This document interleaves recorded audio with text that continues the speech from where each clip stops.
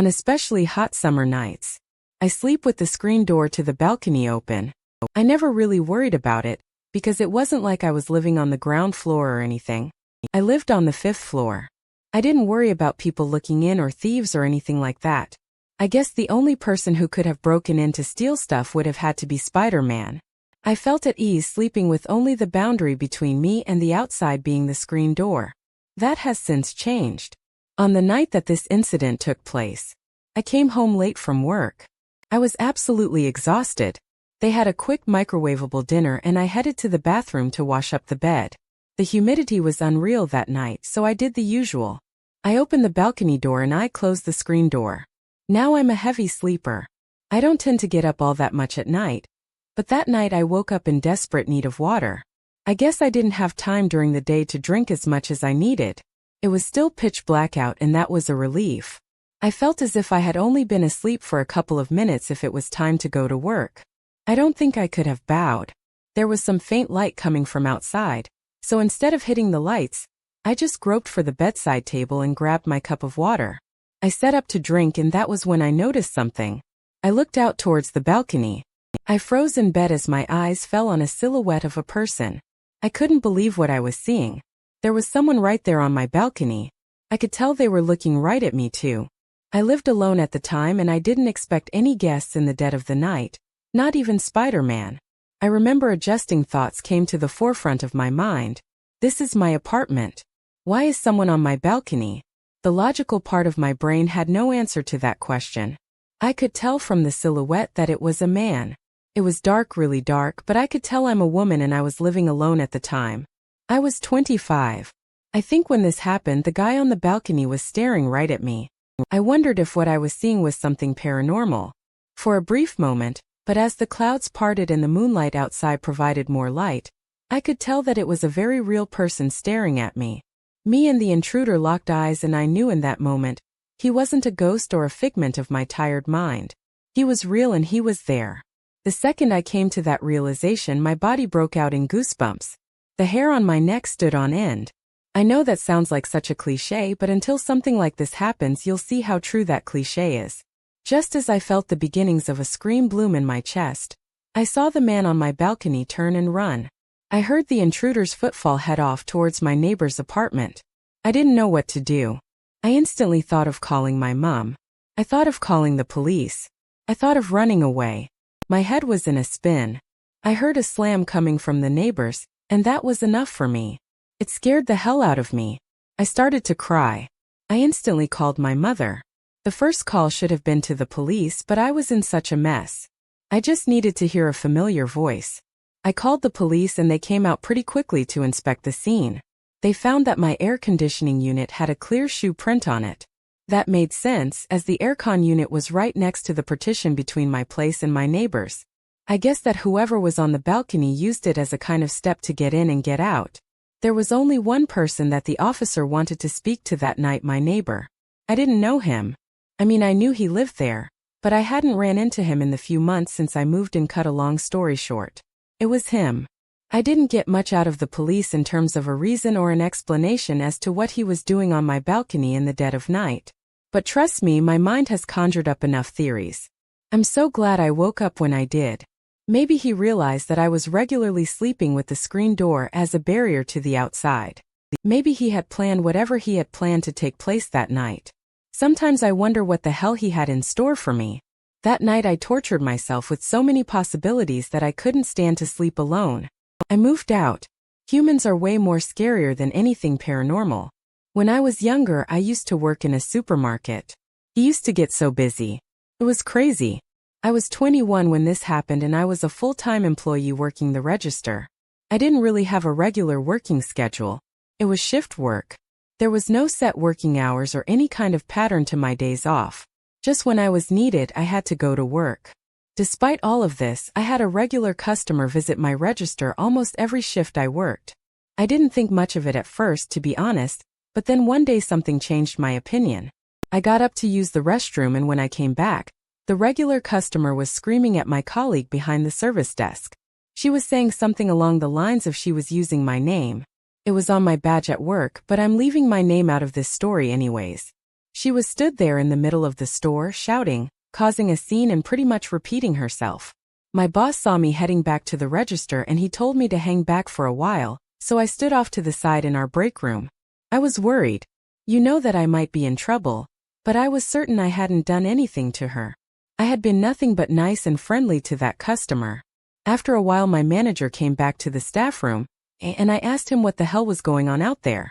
My manager told me that old woman, she just kept shouting at me to go get you, and I wasn't prepared to do that. She wasn't giving me any good reason to go do it in the first place, so I refused.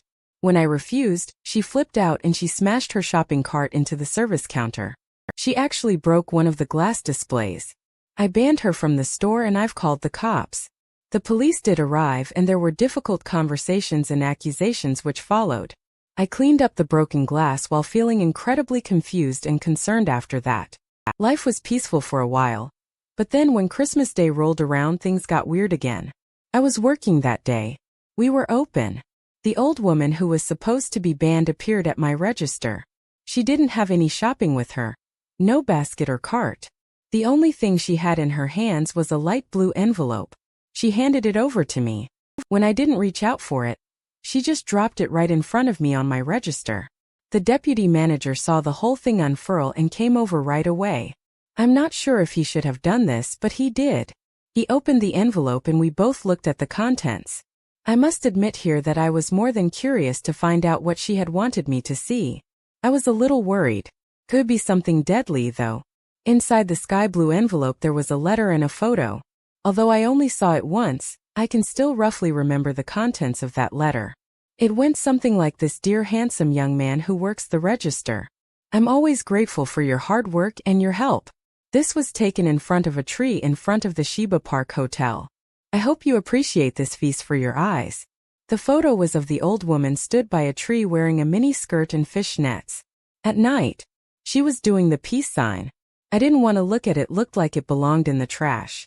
To me it was more than provocative. It was weird, but at least she didn't cause a scene that day. I finished my shift and I got my things together to head on home. I left the store and I saw someone familiar looking. It was the old woman. She had been stood there waiting for me to finish my shift. She must have been out there in the cold waiting for a while. I made out that I couldn't see her. I ignored her and kept my head down and headed for the home. She followed on behind me. She shouted my name and came rushing over to me before I could pretend to enter the random building. She was clutching another light blue envelope in her hands. I think I said something along the lines of, "Oh no, it's okay, I don't need any more letters right now. Thank you," which sounds kind of dumb now, but I was panicking and I was young. You gotta give me a break. Her expression contorted from a welcoming smile to a scowl of anger. She threw the envelope at me and loads of photos spilled out from it. I naturally looked towards the ground and saw them. They were in a word explicit. She instantly was angry at me and began to yell, "What's wrong with my photos? Cat S can't see what I'm offering. You appreciate or initiate that? If you can't do that, you can die." She then swung her handbag at me with such force that it really winded me. She repeatedly hit me with her back. She did it so hard that it attracted attention from residents in that block of apartments. What could I have done in retaliation? Nothing. I was young, tall, pretty strong. I'm a guy, and she was a woman in her 50s, 60s maybe, and if I did anything to her, I guess I could have really hurt her. Or maybe the people in the building rubbernecking might have seen me as the attacker. I was helpless. Thankfully, someone called the police and they were here. In a matter of seconds, the police restrained her and took her away to calm her down or arrest her. I wasn't sure. All the while they were restraining her, she was shouting things like, "You smiled at me. I made you laugh too. Once you always said to me, please come back after I bought stuff from you. Why are you doing this?" She was crying and screaming. It was crazy. I gave the police the envelope and the wad of photos. She threw at me and they took her away. I heard later from the police that she was married, and her husband came to get her from the police station. I don't envy that man. I was told that she didn't get charged with anything. She was just told to leave me alone, and to be fair, she did.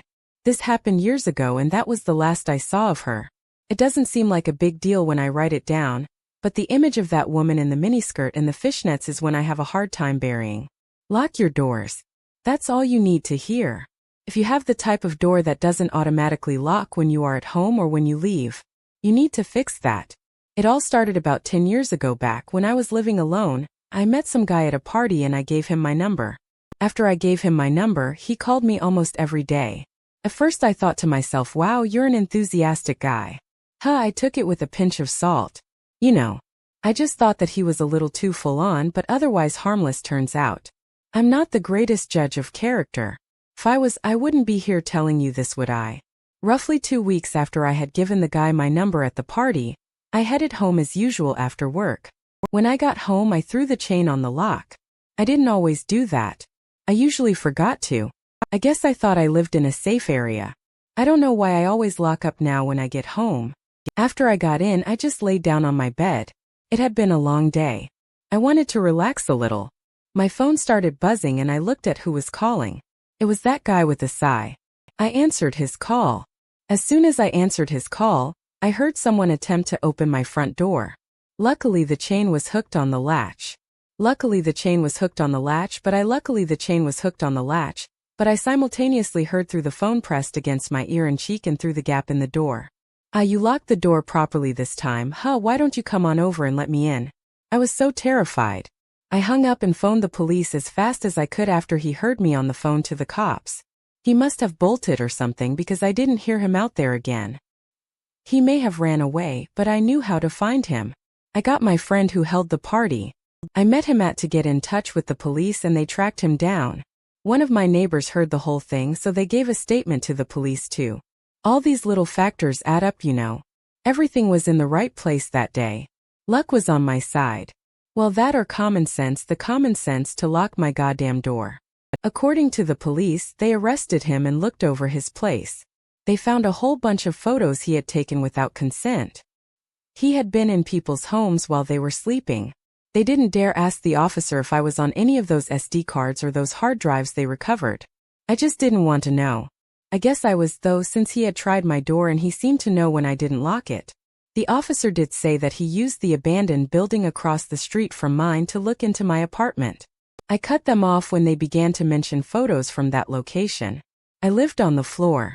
I lived on a pretty high floor. I thought I wouldn't be looked in on by outsiders, but I guess I was wrong. I went back to live with my parents for a while after that incident. It really rocked my confidence. I don't know what happened to that guy I met at the party there. I hope he still isn't out there taking his creepy photos and God knows what else.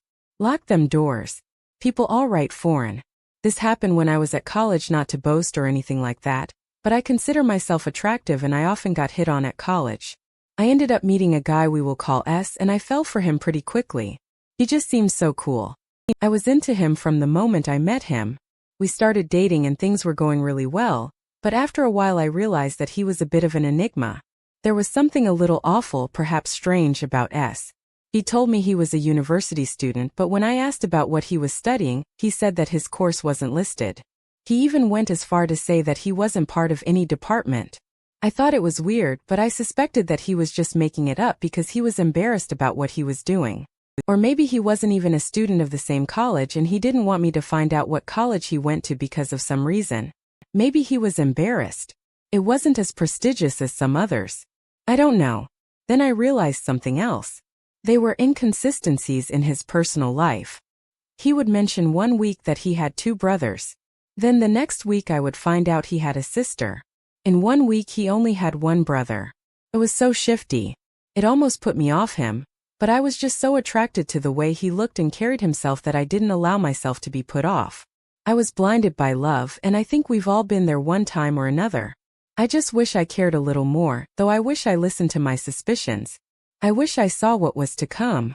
It was completely overjoyed when he invited me to go abroad. We were still in the infancy of our relationship. I think that we must have been dating for no longer than a month or 5 weeks. I hadn't really ever gone abroad before. We usually just had our trips in Japan, although going to Okinawa felt like I was going abroad, I guess. But anyway, it was a very welcome surprise, and of course I wanted to jump at the chance to go away with my new boyfriend. But the only issue was money. I didn't have enough. I was shocked when he said he was paying for it all.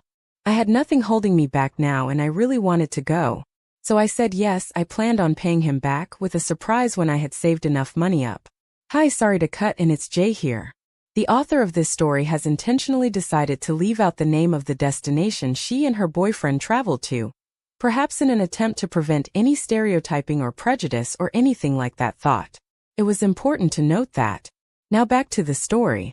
I was really enjoying our holiday together, but I made a horrible mistake. I managed to get myself lost and separated from S. I couldn't speak English or the language there, and I didn't have any money on me. I was in a lot of trouble. I searched and searched for my boyfriend, and eventually I found him. He was on a bus. I called out to him multiple times and he knew I was calling out to him, but he didn't react. It was only when the bus began to pull away that he reacted. He looked at me and he faintly smiled, and then he turned away. I was so confused. I didn't know what to do. I didn't know how to ask for help. I didn't know how to explain the situation or even ask for directions. He was in charge of everything. I didn't even know the exact place I was in, so I took to sleeping on a bench and eating what little food I found in garbage cans for a while. It was a totally miserable existence. After a week, I don't know, maybe 10 days, I got a visit from a representative of the Japanese embassy and arrangements were made for me to fly home. I cannot thank that person enough. I'm not sure how they found me, but I was so grateful. When I got back, I searched for my boyfriend S, but I couldn't find him anywhere. I wanted to find out what the hell happened.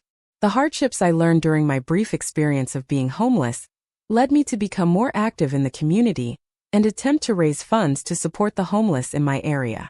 At points I began to wonder if S was trying to teach me about the harshness of society. I have no idea why he did what he did, so I was just trying to put two and two together. About 10 years go by and I walked past the park. I saw someone I recognized. It was S. He looked as if he hadn't changed at all. His good looks hadn't faded, and he looked as if he hadn't aged a day since I last met him. He was with a girl who looked a little younger than him. She was a beauty. Who was this guy is a question I wish I asked when I had the chance, but I couldn't. I just wanted to get away from him. It may be unrelated, but what about Japanese nationals who go missing abroad? Could I have just as easily become one of those missing people?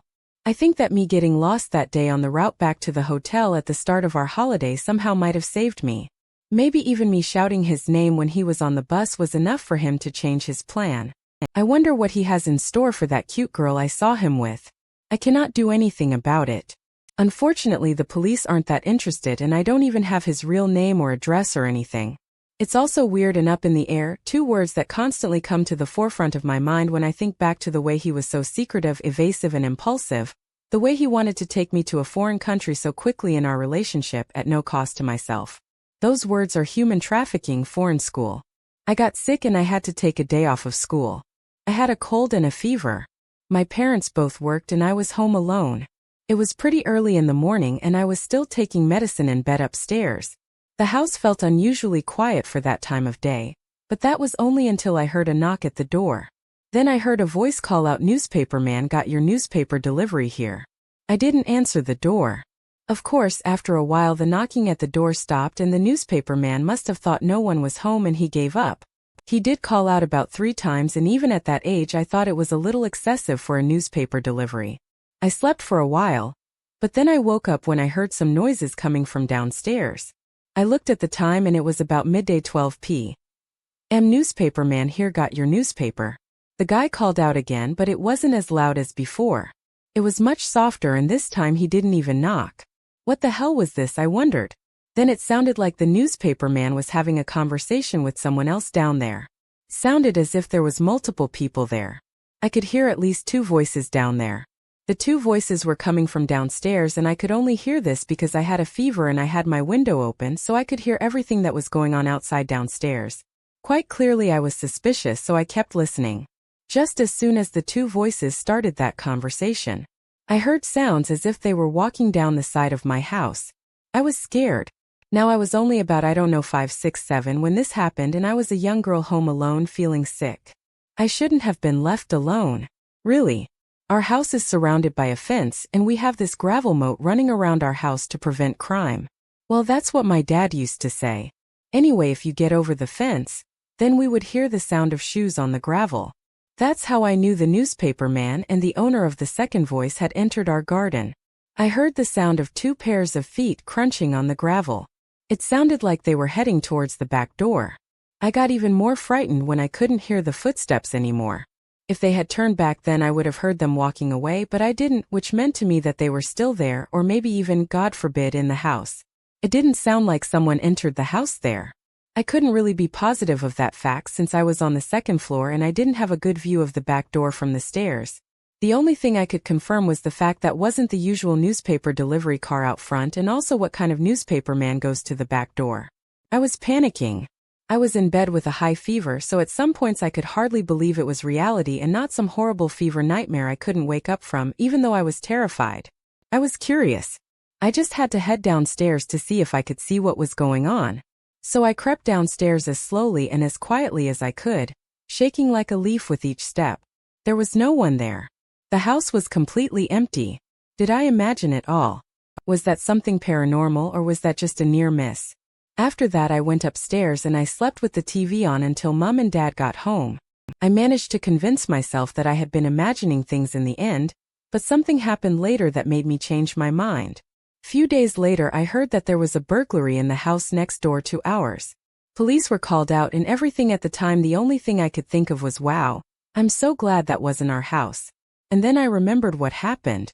So what I think happened with those noises that I heard was the following. I think two men were in the area pretending to be a delivery service in order to scout out potential homes to rob.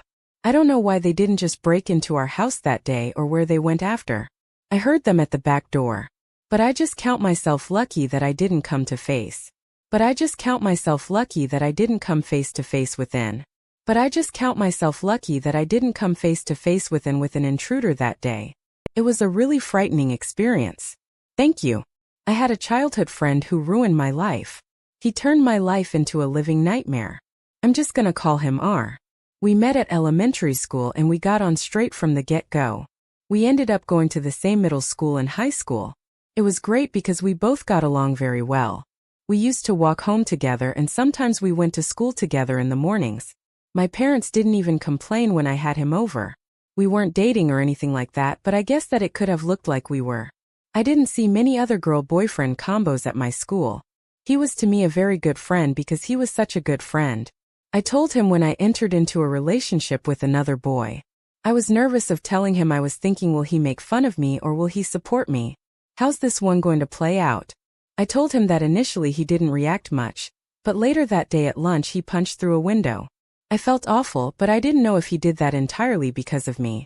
It was after that point that his behavior began to drastically change. He became very clingy and needy. He would stick by my side every break that we had between classes.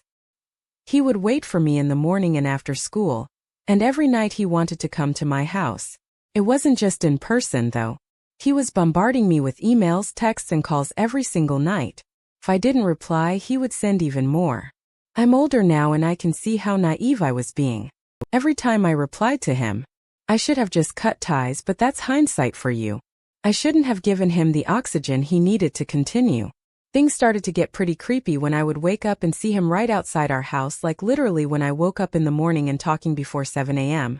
I took the advice of some of my female friends and I confronted him one morning. I said to him, hey, I said I had a boyfriend, right? So maybe we should keep a little distance between us.